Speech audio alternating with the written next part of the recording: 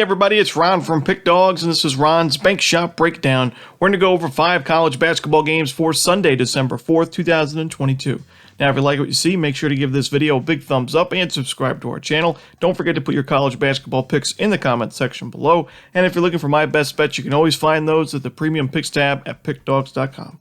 Alrighty, let's get into it. Here are the games for Sunday, December 4th. First up, we head to London, England, as the Wildcats of Kentucky take on Michigan. 1 o'clock Eastern start time on ABC for this one. Now, both of these teams are 5-2 to start the season, but I do think Kentucky is the far better team in this matchup. When you look at these, when you look at both of these teams' schedules, really not built the same way. Kentucky, yes, they do have 2 losses, but against a really good Michigan State team that's played a really tough schedule themselves. That was an overtime game, went to double overtime. Oscar Tshiebwe fouled out in that game, so it was a tough spot for Kentucky to try to find the win without Tshiebwe in the lineup.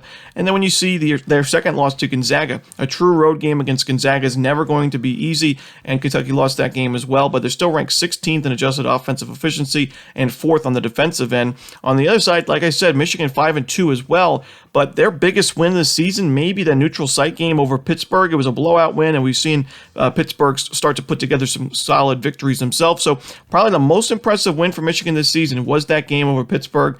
Other than that, they played a pretty weak schedule, and when they've stepped it up in competition against teams like Virginia and Arizona State, we've seen them struggle, and we've seen them lose those games.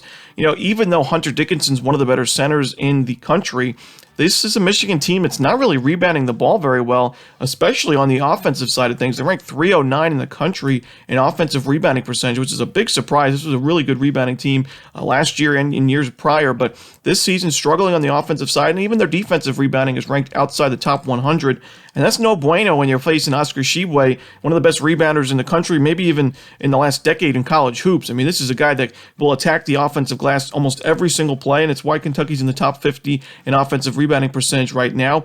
And I think that number is going to continue to rise. I think they're going to be a top 15, top 20 by the end of the season if Tshiebwe can stay healthy. I think Kentucky, has played a stronger schedule. They're coming off back-to-back wins over North Florida and Bellarmine. 2 solid teams, honestly. In the mid-major conferences, North Florida, even though Bellarmine hasn't been able to go to the NCAA tournament because of their eligibility rules, North Florida and Bellarmine would be 2 teams to rival or push to make the NCAA tournament almost every single season. We've seen the Ospreys in the tournament plenty of times. So, I think Kentucky's played the tougher schedule. I think they have the more impressive victories. I think they're the better team. And I'm going to take them at this neutral site here and lay the points. Next up, we see St. John's taking on number 23 Iowa State. This one's going to be at 3 o'clock Eastern start time on ESPN2. Now, as much as I'd love to take St. John's in this spot, a team that I'm really high on this season, I really like Posh Alexander. Some nice transfers brought in by St. John's as well. I just don't really trust this team in their first true road game of the season, as they were not a very good road team at all last year. They only won 4 true road games, and when they played really tough teams on the road, teams like Creighton, UConn, Providence, Indiana, they really struggled in those games, and Iowa State's off to an amazing start to the season defensively. This is a team ranked 21st in the country in adjusted defensive efficiency. They played some tough teams, Villanova, North Carolina, UConn. They've won 2 of those 3 games, and this is a team that forces so many turnovers. They're number 2 in the country in turnover percentage on defense. When you had a St. John's team that's played most of its season at home in its comfortable stadium, now you're going on the road and you're already ranked 133rd outside the top 100 in turnover percentage on offense. That concerns me, as this is a St. John's team that play very, very fast, a very volatile offense. So I do think turnovers are going to be a big problem for St. John's in this game. They also haven't been the best shooting team this season. 3-point range, the free throw line as well, struggling to shoot, and Iowa State will take advantage of that all day long. A very good defense, like I said, very suffocating defense. They're 32nd ranked in 3-point perimeter defense. So I just don't know where St. John's offense is going to consistently get buckets, especially if they're turning the ball over left and right. Iowa State's so good at forcing those turnovers, forcing those mistakes, and then those forced mistakes, that's their best offense, those fast break opportunities for Iowa State. They're also really good on the offensive glass, 28th in the country, the Cyclones are, in offensive rebounding percentage.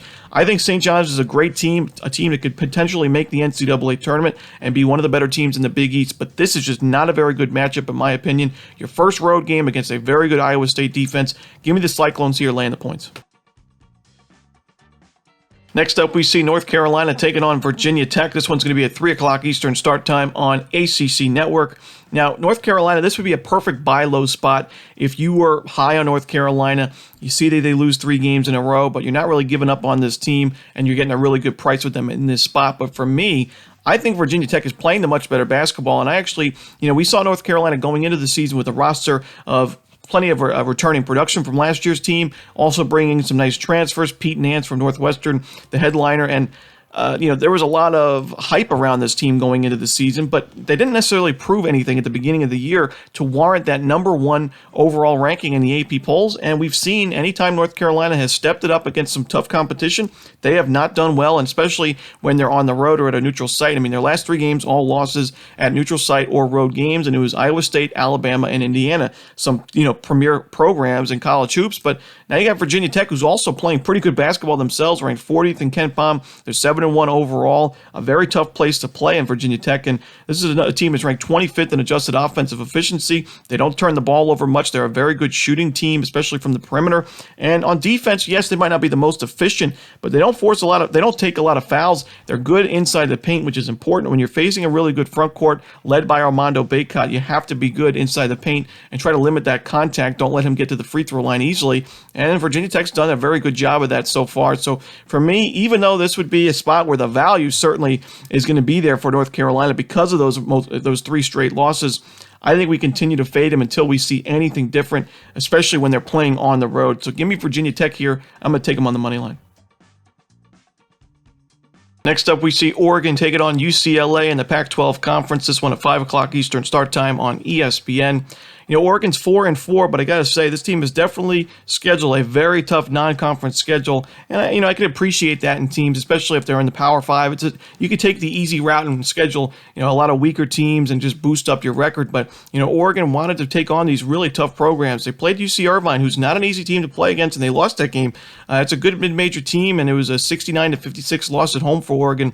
They also played Houston, UConn, Michigan State, Villanova, Washington State. So, Washington State was a conference game, but still a very tough group of games for Oregon to start the year. The only problem is they haven't played in a true road game this season, either at home or at neutral sites their games have been, but this is going to be on the road at UCLA, and this is a very good UCLA team. UCLA's also played a pretty tough schedule. They've already played Illinois, Baylor, Stanford as well, and UCLA's ranked 7th in the country in adjusted offensive efficiency. This team does not turn the ball over much at all, and they're a very good rebounding team as well, which is Oregon. Usually they have the advantage on the offensive glass. They're ranked 22nd in the country in offensive rebounding, but in this game on the road, I don't think they're going to have that advantage, and this is an Oregon team that's struggling to shoot the basketball, particularly at the free throw line and at the three-point line, ranked 323rd in three-point shooting, 325th in free throw shooting on the road. That just cannot happen against a very good team that plays very fast on offense like UCLA.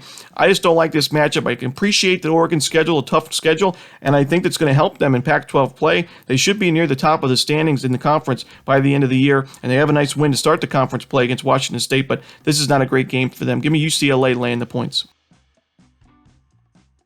And the final game we're going to talk about for Sunday's card in college hoops, it's between Utah State and San Francisco. This one an 8:30 Eastern start time. Now, a couple days ago, we went with a contrarian underplay in that Gonzaga-Baylor game. The total was 162. I thought both teams defensively were getting a little bit unlucky, and there was some value on both teams' defenses in that spot, and we went way under the number in that game. I like us to go under the total in this game as well, as Utah State getting a little bit lucky on offense and a little bit unlucky on defense. When you look at the numbers, Utah State is a very good shooting team. They've got a lot of good, talented shooters as well, but number 2 in the country in effective field goal percentage and number 1 in the nation in three-point percentage, shooting 46.7% from 3. I don't think that's going to hold up for the rest of the season. Now, this is a team that plays with a very fast pace both on offense and defense, but the defense has been getting a little bit unlucky. This is still a top 100 ranked defensive efficiency team, and they're ranked 333rd in three-point defense. So teams are really shooting very well against Utah State. Utah State's shooting very well against opposing teams, but on the road here, we saw Utah State play one road game this season season. It was against San Diego. Not a very good defense. San Diego's ranked 237 in the country in adjusted defensive efficiency. You would think that'd be a game where Utah State could score 80, 90, 100 points. Now, they did score 91, but it wasn't in regulation. That game went to overtime. So through 40 minutes, they only scored 79 points against a pretty bad defense in San Diego. Now you play San Francisco, who's one of the better defenses in the mid-major conferences, ranked inside the top 100 in adjusted defensive efficiency, and they're number 9 in the nation in defensive rebounding. If you're going to be a team that shoots a lot of three-pointers, and they shoot them very well like Utah State does, the other team has to be able to get those defensive rebounds. You cannot give Utah State multiple chances to shoot from three, especially when a few of their players are hitting over 50% from deep. So I think San Francisco is good enough defensively. I think Utah State's defense is getting a little bit unlucky. I think we're going to have some value here on the under. So give me the under in this Utah State-San Francisco game, 10 tonight. And that's it. Those are the games we're going to talk about for Sunday's card in college basketball. Hope you enjoyed this video. If you did, don't forget to leave that like and subscribe, and don't forget to put your college basketball picks in the comments section below. Again, if you're looking for my best bets, you can find those at Pick Dawgz Premium. As always, this is Ron Romanelli. Good luck.